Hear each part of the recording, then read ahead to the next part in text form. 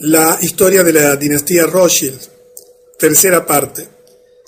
Vamos a cubrir en esta tercera parte un periodo de unos 50 años aproximadamente, poquito menos. Vamos a cubrir desde 1818, que habíamos dejado en la segunda parte, hasta el año 1861. Debemos comprender que la dinámica de los hechos, en la medida que avanzan y nos acercamos a nuestro tiempo, tiene periodos de acontecimientos extraordinarios, llamativos, sorprendentes, y tiene también periodos de preparación o periodos en los que las cosas no salían exactamente. Recordamos de la segunda parte, por ejemplo, cómo el Congreso de Viena fue un intento fallido ya de establecer en aquel momento el gobierno mundial, y cómo tuvo la oposición de Rusia, de la familia del zar, que bueno, después veremos cómo termina esa historia cuando llegamos ya al siglo XX. Por lo tanto, hoy vamos a ver uno de esos periodos en el cual hay una serie de hechos importantes, pero no extraordinarios, no llamativos, no de esos que, bueno, como una guerra o cosas por el estilo, que son espectaculares y que llaman la atención.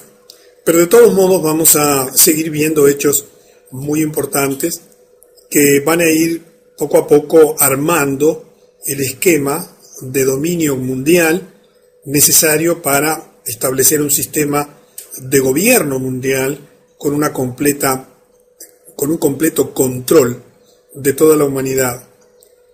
Antes de continuar, quiero hacer algunas precisiones. Este tema es naturalmente polémico. Es un tema que sorprende para quienes no tienen conocimiento de esto. Es un tema que puede afectar las creencias de muchas personas, porque en la medida que avancemos, inevitablemente tenemos que tocar instituciones de orden religioso, políticos, civiles, que pueden afectar o lesionar o, digamos, afectar, diríamos que es la palabra correcta, las creencias de quienes estamos aquí. Yo quiero ser bien preciso en cuanto a que esto es una cronología de hechos. Intento por todos los medios a mi alcance evitar adjetivar, calificar, evitar mi subjetividad, y trato de ser lo más fiel posible a la cronología de los hechos, describiéndolos en sí mismos tal como ocurrieron, cuando los hechos no están totalmente probados o cuando son controvertidos, también lo aclaro. Pero es importante que comprendas que aquí no hay juicio para ninguna persona. Nosotros debemos amar a todas las personas por igual, independientemente de su raza, de su religión, de su posición política, de sus creencias. Distinto es con las instituciones. Las instituciones albergan dentro de ellas personas buenas y personas malas, pero las instituciones sí tienen un dogma, sí tienen una filosofía, sí tienen estatutos, sí tienen documentos que las rigen, y ellas sí pueden ser objetos de crítica o de rechazo. Digo esto porque la mayor parte de las personas que me escriben, casi en su totalidad, agradecen, están felices de tener esta información. Sé que a algunas les da miedo, preferirían no saber de estas cosas, se sorprenden y no saben qué hacer, pero alguna que otra se siente, como podríamos decir, como herido, como lastimado en sus creencias, porque de pronto está en una de esas instituciones que aparecen y que, más allá de tus creencias y de tus opiniones, lamentablemente son parte de ese proyecto de dominación mundial. Y hago esta aclaración para que comprendas que intento ser lo más objetivo posible y que todo esto tú lo puedes comprobar por ti misma o por ti mismo, siempre y cuando tengas la apertura mental, afectiva, espiritual que se requiere para cuestionar las creencias que nosotros tenemos. Y siempre que hablamos de estas cosas tenemos que ser sumamente respetuosos con las ideas y con las creencias de todos. Dicho esto, entonces, continuemos con el tema central de la conferencia. Habíamos llegado en la segunda parte hasta en 1818. En 1821, Karl Rothschild fue enviado a Nápoles, Italia, y allí terminaría haciendo muchos negocios con el Vaticano y con el Papa Gregorio XVI, quien posteriormente le confiere la Orden de San Jorge. Además, y estos son hechos históricos que tú puedes confirmar, cada vez que el Papa recibía a Kallmann, le daba la mano, en lugar de la habitual costumbre de aquella época de inclinarse para besarle los pies, lo que demuestra el alcance del poder que tenía Karl Rothschild sobre el Vaticano. En 1822, el emperador de Austria nombró a los 5 hermanos Rothschild varones. Nathan Meyer Rothschild optó por no aceptar el título. Y en 1823, los Rothschild se hacen cargo de las operaciones financieras de la Iglesia Católica en todo el mundo. Verás cuando lleguemos al siglo XX, cuando todo esto que había comenzado a gestarse y que afectaba, por ejemplo, a la Iglesia Católica, surge a luz, y te vas a sorprender de las cosas que te vas a enterar que tienen que ver, por ejemplo, con los manejos financieros de los Rothschild, que en realidad manejan todas las grandes fortunas de todos los lugares y de todas las familias y de todos los grandes negocios y complejos industriales del mundo. Pero sigamos adelante, porque en 1827 ocurre una presencia importante en la historia, en el desenvolvimiento de la historia mundial, que es la presencia de Sir Walter Scott. Él publica una obra maestra muy conocida, 9 volúmenes, sobre la vida de Napoleón. Y en el volumen 2, él afirma que la Revolución Francesa fue planeada por los Illuminati, Adam Weishaupt, y que fue financiada por los cambistas de Europa, los Rothschild.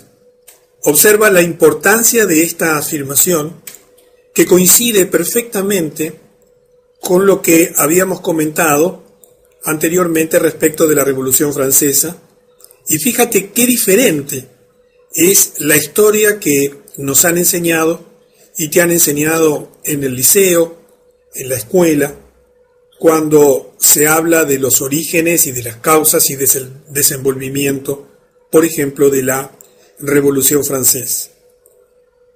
Y ahora llegamos a un acontecimiento muy importante dentro de la historia de los Estados Unidos y del desenvolvimiento moderno de todo este tema de las finanzas en el mundo. En 1832, el presidente Andrew Jackson, el 7º presidente electo de los Estados Unidos, que actuó como tal desde 1829 hasta 1837, dirige la campaña para su segundo mandato en el cargo bajo el lema Jackson y ningún banco. Esto es en referencia a su plan de tomar el control del sistema del dinero americano para beneficiar al pueblo estadounidense y no para la especulación de los Rothschild. Si tú tienes un billete de $20, la imagen que aparece modernamente allí es justamente la imagen del presidente Jackson, que fue uno de los pocos presidentes a quienes se intentó asesinar y que en todos ellos hay un hilo conductor común, y es el intentar apartarse del manejo financiero que hacían los Rothschild de las finanzas y de la moneda de los Estados Unidos. Es interesante que apenas un año más tarde, en 1833, el presidente Andrew Jackson comienza la eliminación de los depósitos del gobierno, que en ese momento estaban depositados en el segundo banco de los Estados Unidos, que recuerda que era el Banco Central de los Estados Unidos, al cual se le había dado una segunda concesión. La primera había caducado allá en 1811 y que estaba controlado por los Rothschild. Y en su lugar ordena depositar todos los fondos públicos en bancos dirigidos por banqueros demócratas. Obviamente esto generó una respuesta inmediata de los Rothschild. Se dice que los Rothschild entraron en pánico, haciendo lo que mejor sabían hacer, contrayendo la oferta monetaria para causar una depresión financiera. El presidente Jackson, conociéndolos, más tarde declararía: ustedes son una cueva de víboras y ladrones, y tengo la intención de derrotarlos completamente, y por el Dios eterno los voy a expulsar.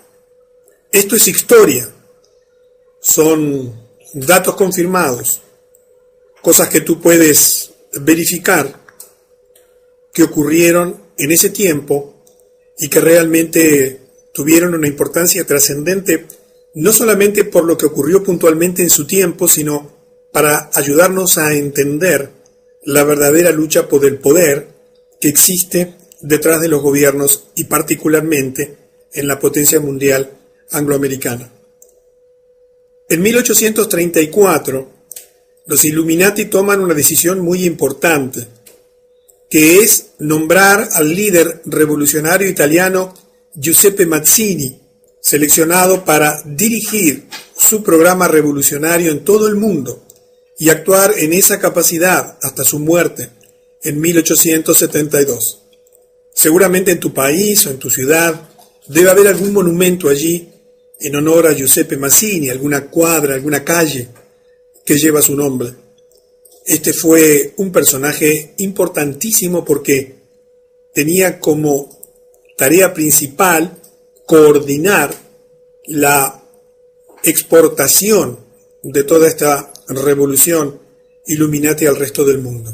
Es famosa su carta al clero italiano, una carta que hoy es de dominio público, que la puedes encontrar en internet, totalmente escrita en italiano, en la cual en 24 carillas él hace reflexiones muy interesantes sobre el clero y la sociedad, sobre las ideas de los Illuminati en relación al comportamiento de la Iglesia y demás, que verdaderamente son un documento histórico absolutamente trascendente.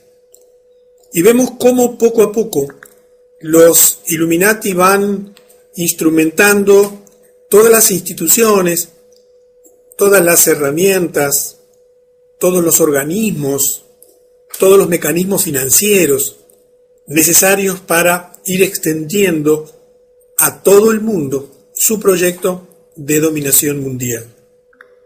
Y llegamos a 1835, un año muy importante, porque el 30 de enero un asesino intenta disparar al presidente Jackson, pero milagrosamente luego de 2 intentos el asesino falló. El presidente Jackson declararía más tarde que él sabía que los Rothschild eran los responsables del intento de asesinato. El asesino, Richard Lawrence, que fue declarado no culpable por razón de locura, más tarde se jactaría que los poderosos de Europa lo habían contratado y prometido protegerlo si era capturado. Verás que en esta tercera parte de la dinastía Rothschild terminamos justamente con Abraham Lincoln, el 16º presidente de los Estados Unidos, que sí fue asesinado. Verás en conferencias futuras que John F. Kennedy, que también fue asesinado, tenían los tres, a pesar de que Jackson falló el intento de asesinato, raíces comunes: la determinación de la emisión de la propia moneda de los Estados Unidos por parte del gobierno. En la medida que avanza el tiempo, se va extendiendo la influencia también a las esferas industriales y comienzan, como ya vimos en la conferencia anterior, el dominio por parte de los Rothschild de industrias claves en el desarrollo del poder militar, en el desarrollo del poder industrial, de la tecnología. Y así, en ese mismo año, en 1835, los Rothschild adquieren los derechos sobre las minas de azogue de Almadén, en España. En su momento, en esa época, fue la concesión más grande del mundo por parte del Estado a una empresa privada. Y como el mercurio, el azogue es mercurio líquido, se trata de un componente vital en la refinación del oro y de la plata. Esta concesión les dio a los Rothschild un monopolio virtual, un monopolio de hecho en este mercado. Cuando te pones a analizar, además, el tema del azogue y del mercurio dentro de la alquimia, que es parte de un conocimiento esotérico oculto, te sorprendes de todo lo que hay detrás del mercurio y del azogue. Esta gente, por supuesto, conocía en detalle perfectamente todo lo que este mineral representaba.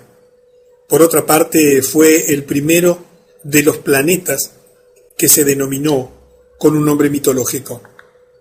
Y la historia continúa. Aparece otro personaje muy importante.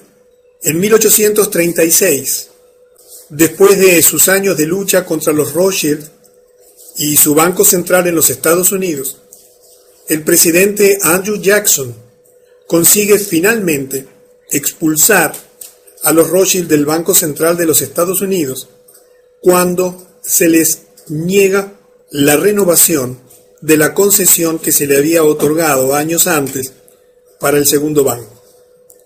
Allí comienza un periodo similar a lo que ocurrió en 1812 cuando el fracaso en el Congreso de Viena. Los Rothschild ya querían tener el control total de la emisión de la moneda en los Estados Unidos y demoraron varios años, hasta 1913, cuando fueron capaces finalmente de crear su tercer banco central en los Estados Unidos, la Reserva Federal, que continúa hasta nuestros días. Pero es interesante que en la medida que iban avanzando en su estrategia, frente a cada fracaso aprendían y tomaban acciones y decisiones para no volver a fracasar. Y de ese modo, para garantizar que no se cometerían nuevos errores en el futuro, esta vez pusieron una línea de sangre directa a Jacob Schiff a cargo del proyecto de volver a tomar el control del Banco Central de los Estados Unidos. En ese año muere Nathan Meyer Rothschild y el control de su banco, Rothschild y Sons, Rothschild e hijos, se transmite a su hermano menor, James Meyer Rothschild. Entre los años 1837 y 1841 ocurrieron algunos hechos también significativos. Por ejemplo, en 1837, los Rothschild enviaron a uno de los suyos, a August Belmont, a los Estados Unidos para salvar sus intereses bancarios, derrotados transitoriamente por el presidente Andrew Jackson. En 1840, los Rothschild se convirtieron en los corredores de oro para el Banco de Inglaterra y además instalaron agencias en el extranjero, particularmente en California y en Australia. Y en 1841, el presidente John Tyler, el 10º presidente de los Estados Unidos, que presidió ese país entre 1841 y 1845, vetó la ley para renovar la concesión para el Banco de los Estados Unidos solicitada por los Rothschild. Se dice, y la historia aparentemente así lo prueba, que recibió cientos de cartas en las que se amenazaba con asesinarlo. Y esto es una constante en la historia de los Estados Unidos, esa sórdida lucha por detrás del poder. Porque en realidad, como recuerdas, uno de los Rothschild había declarado: denme el control de la emisión de la moneda de un país y no me importa qué marioneta de turno sea elegida para gobernar. Y el avance en el dominio de la industria y de los conglomerados industriales principales que generan la gran riqueza del mundo continúa. Así, en 1844, Salomon Rothschild compra United Coal Mines, las minas de carbón unidas de Viktovice, y la compañía austrohúngaro Blast Furnace Company, compañía de hornos de alta fundición, que lo llevarían a constituirse en uno de los 10 principales conglomerados industriales. Cuando tengas el panorama completo hasta nuestro tiempo, verás cómo detrás de todo esto hay un plan. Hay un plan que busca el control financiero, que busca el endeudamiento generalizado de todos los países, de todas las sociedades, de todas las familias, de todas las empresas. Pero hay también un plan militar de financiar ejércitos y armamentos. Pero hay también un plan industrial de apoderarse de todos los sectores básicos y principales en la producción de energía, en la producción de tecnología de última generación. Verás también planes comerciales para apropiarse de la riqueza de todo el mundo, dominando las actividades comerciales de mayor influencia. Verás también planes en relación a la salud de la población, a través de los sistemas de salud del mundo entero, coordinados y dominados desde los centros de poder, modernamente a través de las Naciones Unidas y de la Organización Mundial de la Salud. Planes relativos a la alimentación, controlando absolutamente la producción de alimentos en todo el mundo y concentrándolas. Y te vas a sorprender de las cosas que están ocurriendo en este momento. Te digo esto como un resumen para que entiendas que poco a poco se fue elaborando y perfeccionando el plan. En la medida de que avanzaban los años, los planes se iban perfeccionando porque además las tecnologías y los medios de comunicación que disponían por su enorme capacidad de concentración de capital, les permitiría siempre seguir creando y diversificando planes que en definitiva llevarían al control completo de la humanidad. Y aparece otro personaje muy importante en la historia, que es una personalidad muy conocida, Benjamín Disraeli. Él llegaría a convertirse en 1844 en el primer ministro británico. 2 veces publica Königsberg, en la que caracteriza a Nathan Mayer Rothschild como el señor y maestro de los mercados monetarios del mundo, y por supuesto prácticamente dueño y señor de todo lo demás. Literalmente, con su garantía, sostiene los ingresos de la Italia meridional. Reyes y ministros de todos los países cortejan su consejo y son guiados por sus sugerencias. Benjamín Disraeli era la marioneta, es decir, el primer ministro británico, financiado y puesto en ese lugar de influencia, nada menos que por los propios Rothschild. Y si eso lo miras en lo que está ocurriendo hoy modernamente, también ocurre exactamente en todos los centros de poder principales del mundo. Quienes llegan a gobernar lo hacen justamente por las esferas de influencia que tienen estos banqueros internacionales a través de los mecanismos de financiamiento del poder. Y llegamos a un año en el cual hay una declaración muy importante, el año 1845, en la cual muere el gran patriota americano Andrew Jackson, el 7º presidente de los Estados Unidos. ¿Recuerdas? Antes de su muerte, se le pregunta cuál consideraba su mayor logro como presidente. Sin dudar, respondió: yo maté el banco. Y esto era en referencia al hecho de que había marginado al segundo banco de los Estados Unidos en 1836.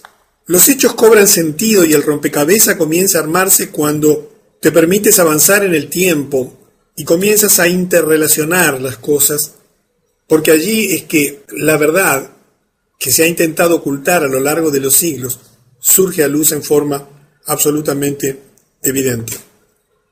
En 1845 también, Jacob Meyer Rothschild, quien ya se había casado con su sobrina, recuerda las costumbres de mantenerse dentro de la línea sanguínea, casándose entre primos hermanos, con su sobrina Betty, la hija de Salomón Rothschild. Este hombre Jacob, ahora conocido como el barón James de Rothschild, gana el contrato para construir la primera línea de ferrocarril más importante del país, continuando con la extensión de su imperio económico. Se le llamaba el chemin de fer del norte, el camino de hierro del norte, y corrió inicialmente entre París y Valenciennes, para luego unirse a la red ferroviaria de Austria, construida por su hermano y padre de su esposa, Salomón. Y en la medida que la tecnología avanza también el dominio de esa tecnología por parte de los Rothschild y las inversiones cuantiosas en todos los sectores generadores de dinero a escala global. En Inglaterra la influencia, ya la sabemos, muy importante desde siempre. En 1847, Lionel de Rothschild, ahora casado con la hija de su tío, Kalman Rothschild, es elegido como parlamentario por la ciudad de Londres, y allí tienes una imagen que ilustra el momento que ingresa para el juramento de rigor. Pero en ese momento de la historia había un problema para este hombre Lionel Rothschild. Él era judío y en ese momento era de rigor un juramento basado en la fe cristiana para acceder al escaño en el Parlamento. Lionel de Rothschild se negó a hacerlo debido a que era judío, y su escaño en el Parlamento quedó vacío sin que nadie lo ocupase durante 11 años, hasta que nuevos tipos de juramentos fueron permitidos. Sin duda que él debe haber sido un representante de incalculable valor para su electorado, por el hecho de que nunca pudo votar un solo proyecto de ley, porque no pudo entrar en el Parlamento, y sin embargo se las arregló para mantener su escaño parlamentario durante 11 años sin ejercerlo. Estamos hablando de la primera potencia mundial en aquel momento, un parlamentario que no podía ejercer su mandato y que sin embargo conservaba el cargo. Y ahora llegamos a un año también muy importante para la historia de la humanidad, que fue 1848. Allí, en ese año, Karl Marx publica el Manifiesto Comunista, Das Kapital. Y es interesante que al mismo tiempo que él trabajaba en esta publicación, Karl Ritter, en la Universidad de Frankfurt, estaba escribiendo la Antítesis, que serviría como base para Nietzsche, el nietzscheanismo. Ritter fue un hombre muy interesante. Él dejó una obra extraordinaria, su nombre era Karl, y él teorizó muchísimo sobre la relación entre los estados y la naturaleza, entre la física, el lugar físico donde vivían los países y los pueblos, y desarrolló una teoría muy revolucionaria que sirvió de base y que fueron adoptadas después por estrategas nazis como Karl Haushofer, que era un geoestratega del nazismo, porque él, entre otras cosas, había justificado la teoría denominada del espacio vital y decía que aun a costa de la eliminación de otra nación o pueblo, eso era legal y justo, interpretando que la conquista de ese pueblo, de esa nación, era una necesidad biológica para el crecimiento del Estado, y que cuando esa necesidad aparecía, era correcto eliminar otra nación o pueblo. Y eso fue justamente una base del nazismo. Nietzsche también tuvo una influencia muy importante, porque estas escuelas combinadas, y particularmente la de Nietzsche, se desarrolló más tarde en el fascismo y luego en el nazismo, y se utilizó para fomentar, como después veremos, las dos primeras guerras mundiales. Lo interesante es quiénes estaban detrás de la financiación de estos pensadores de ese tiempo, entre comillas. Tanto Marx como Ritter, como Nietzsche, fueron financiados bajo la instrucción de Rothschild. La idea, y aquí te recuerdo el año 1776, cuando Weishaupt formula el documento constitutivo, fundacional de los Illuminati. La idea era que quienes dirigen la conspiración global podrían usar las diferencias entre estas ideologías para dividir más y más en grandes facciones a la raza humana. Y mira si lo lograron, dividirla en campos opuestos, de modo que pudieran armarlos luego del lavado de cerebro, para así combatir y destruirse entre sí. Y en particular, con el gran objetivo de destruir todas las instituciones políticas y religiosas. Cuando uno entiende cómo se fueron desarrollando los hechos, cuando uno comprende cómo los medios de información que ya estaban en sus manos, recuerda el dominio de toda la prensa escrita y todos los medios de impresión, las grandes editoriales y demás. Cuando uno comprende ese proyecto de dividir para reinar, de armar a las partes en conflicto, fomentando las peleas y divisiones entre ellos, para que se autodestruyan, uno entiende mucho mejor la historia de estos últimos 2 siglos. Y vamos a presenciar una declaración interesante de una señora que era la madre de los Rothschild. En 1848, en primer lugar, muere Eva Janot, la esposa de Amschel, y en 1849 muere Gutel Schnapper, la esposa de Meyer Rothschild. Se dice que antes de su muerte, con indiferencia, habría declarado, y decimos habría porque esta no es una cosa que podamos confirmar históricamente en base a documentos. Si mis hijos no hubiesen querido guerras, no habría habido ninguna. Es de las tantas cosas que no se pueden probar, pero que perfectamente encajan en el rompecabezas general. Más allá de ser verdad o no esta afirmación, lo que sí era verdad, indiscutiblemente, y sigue siéndolo, es la capacidad y la determinación para financiar a los bandos en pugna. Y el imperio económico ya era abrumador. Recuerda que a fines del siglo XIX, o sea, a fines de los 1800, ya los Rothschild dominaban o tenían en su poder, a través de los conglomerados industriales y comerciales y financieros y militares, más del 50% de la riqueza mundial. Y comienza una costumbre que se extendió hasta nuestro tiempo, la construcción de grandes mansiones, denominadas casas solariegas, pequeños castillos. En esa década de 1850 comenzó esas construcciones como demostración de poder, y fue en la zona de Ventmore, por ejemplo, en Inglaterra, en la zona de las Ferrières, en Francia. Aquí tenemos un ejemplo de un pequeño castillo, el Waddesdon Manor, propiedad de uno de los Rothschild, que hoy fue donado por parte de los Rothschild al gobierno inglés en el sur de Inglaterra, pero que es administrado por la familia Rothschild. Estas construcciones de casas solariegas se extenderían en todo el mundo, todas ellas llenas de obras de arte de incalculable valor. Se dice que James Rothschild en Francia, poseía una fortuna de 600 millones de francos, que en ese momento era unos 150 millones de francos, mayor que todos los otros banqueros de Francia juntos. Como verás, es un periodo de crecimiento comercial e industrial, además del crecimiento financiero.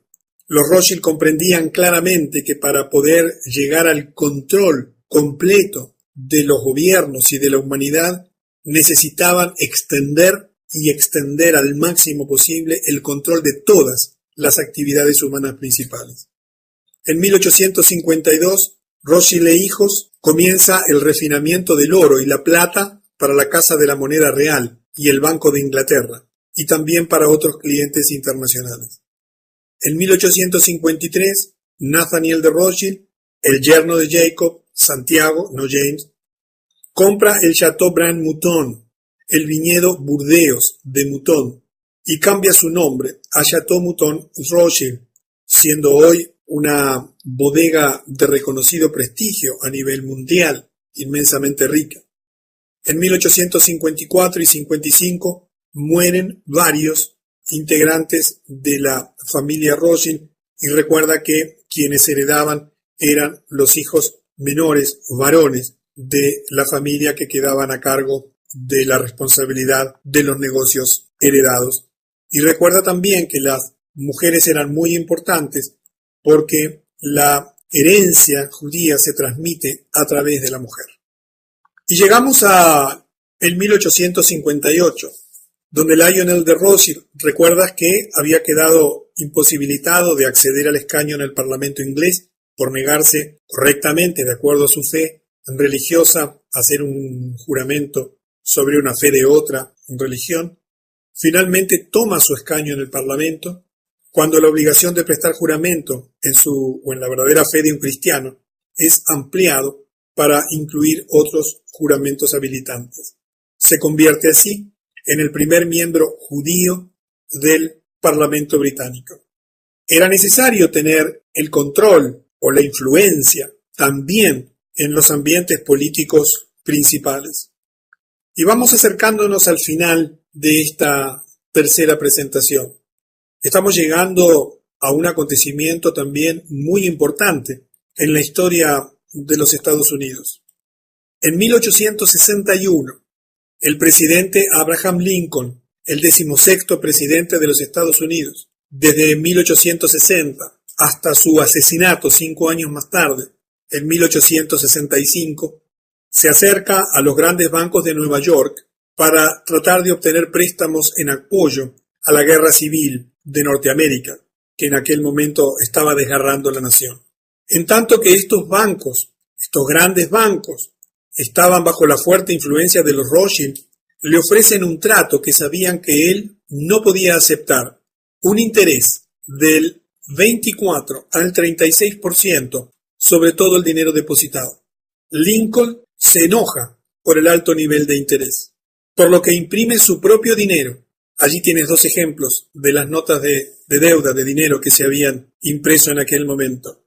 E informa al público que se trata de ahora en más de una moneda de curso legal, aplicable también para el pago de deudas públicas como privadas. Y comienza entonces una puja por el control financiero de la nación. Y aparece otro presidente que se opone tenazmente al poder que los Rothschild pretendían ejercer. Y todos sabemos cómo terminó. En 1865, asesinado. Pero de eso nos vamos a enterar en detalles en la cuarta parte de la historia de la dinastía Rothschild, cuando ahí sí vamos a entrar en acontecimientos ya trascendentes, porque nos estamos acercando al final del siglo XIX y el comienzo del siglo XX tiene acontecimientos extraordinarios, la fundación de la Reserva Federal, la Primera Guerra Mundial y otras cosas cuyo conocimiento te van a sorprender. Así que nos veremos en la cuarta parte de la dinastía Rothschild. De Rusia, de la familia del zar, que bueno, después veremos cómo termina esa historia cuando llegamos ya al siglo XX. Por lo tanto, hoy vamos a ver uno de esos periodos en el cual hay una serie de hechos importantes, pero no extraordinarios, no llamativos, no de esos que, bueno, como una guerra o cosas por el estilo, que son espectaculares y que llaman la atención. Pero de todos modos vamos a seguir viendo hechos muy importantes que van a ir poco a poco armando el esquema de dominio mundial necesario para establecer un sistema de gobierno mundial con un completo control de toda la humanidad. Antes de continuar quiero hacer algunas precisiones. Este tema es naturalmente polémico. En totalidad agradecen, están felices de tener esta información. Sé que a algunas les da miedo, preferirían no saber de estas cosas, se sorprenden y no saben qué hacer, pero alguna que otra se siente ¿cómo podríamos decir? Como herido, como lastimado en sus creencias, porque de pronto está en una de esas instituciones que aparecen y que, más allá de tus creencias y de tus opiniones, lamentablemente son parte de ese proyecto de dominación mundial. Y hago esta aclaración para que comprendas que intento ser lo más objetivo posible y que todo esto tú lo puedes comprobar por ti misma o por ti mismo, siempre y cuando tengas la apertura mental, afectiva, espiritual que se requiere para cuestionar las creencias que nosotros tenemos. Y siempre la historia de la dinastía Rothschild, tercera parte. Vamos a cubrir en esta tercera parte un periodo de unos 50 años aproximadamente, poquito menos. Vamos a cubrir desde 1818, que habíamos dejado en la segunda parte, hasta el año 1861. Debemos comprender que la dinámica de los hechos, en la medida que avanzan y nos acercamos a nuestro tiempo, tiene periodos de acontecimientos extraordinarios, llamativos, sorprendentes, y tiene también periodos de preparación o periodos en los que las cosas no salían exactamente. Recordamos de la segunda parte, por ejemplo, cómo el Congreso de Viena fue un intento fallido ya de establecer en aquel momento el gobierno mundial y cómo tuvo la oposición. Es un tema que sorprende para quienes no tienen conocimiento de esto. Es un tema que puede afectar las creencias de muchas personas, porque en la medida que avancemos, inevitablemente tenemos que tocar instituciones de orden religioso, políticos, civiles, que pueden afectar o lesionar o, digamos, afectar, diríamos que es la palabra correcta, las creencias de quienes estamos aquí. Yo quiero ser bien preciso en cuanto a que esto es una cronología de hechos. Intento por todos los medios a mi alcance evitar adjetivar, calificar, evitar mi subjetividad y trato de ser lo más fiel posible a la cronología de los hechos, describiéndolos en sí mismo tal como ocurrieron, cuando los hechos no están totalmente probados o cuando son controvertidos, también lo aclaro. Pero es importante que comprendas que aquí no hay juicio para ninguna persona. Nosotros debemos amar a todas las personas por igual, independientemente de su raza, de su religión, de su posición política, de sus creencias. Distinto es con las instituciones. Las instituciones albergan dentro de ellas personas buenas y personas malas, pero las instituciones sí tienen un dogma, sí tienen una filosofía, sí tienen estatutos, sí tienen documentos que las rigen, y ellas sí pueden ser objetos de crítica o de rechazo. Digo esto porque la mayor parte de las personas que me escriben, casi en su